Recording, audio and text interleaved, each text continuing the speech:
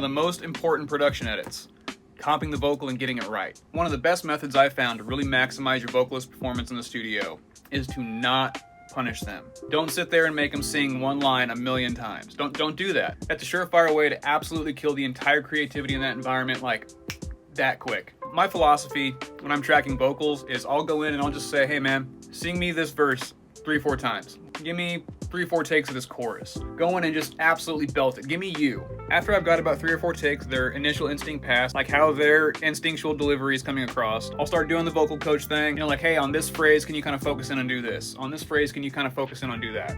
Chances are they're not going to give you an entire one take with all those little tiny notes in there. So how do you make sure that you get every little tiny thing you need out of that vocal performance without punishing your vocalist?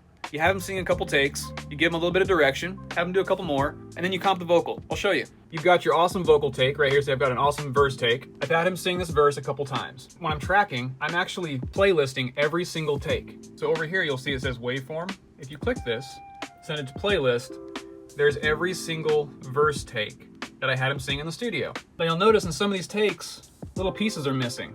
I've gone in and I've comped it. I've taken every little bit of like amazing character, absolutely like perfect delivery. His name is Scott. So every little tiny thing that's making Scott sound like Scott and that's gonna make Scott's vocal performance absolutely just shine, comping it together down here. Pro Tools has a super intuitive, easy way to do this. Check this out. I'm in playlist mode, I've got my vocal take. Say I want like this phrase right here. Say this phrase and this take was the money. You highlight it, you click this arrow, boop, and just like that, it's sent it up to the main playlist. I'll play a little vocal edit Tetris. I'll delete whatever I sent to the top.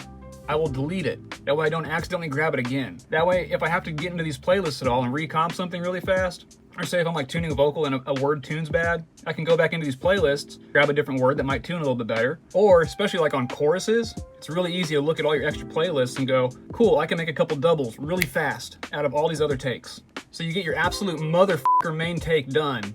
You have all this extra material now that you can work with. If you want to create doubles, wild, crazy, creative effects that aren't triggered from the original vocal. Something I like to do is I'll take the double to a pitch shifter, and that pitch shifter on the main in order to make the main vocal wider, but you don't actually hear the double vocal. The double is only triggering the effects. This is what it looks like when it's done. Cherry picked every single quote unquote money performance part, all of the unique character out of his vocal, all of like the emotional impact and delivery that's really fitting this song. I've gone in and I've done all my crossfades, top and tail, fade in, fade out, every single little phrase. Whenever you get all of your vocal comp work done, you just commit it. I've got all this data down here that I no longer need. I'll hit Command M to mute all this. That way I know that I'm no longer using any of these playlists. And there we go. That's verses comped. I comped the verse, comped my pre-chorus,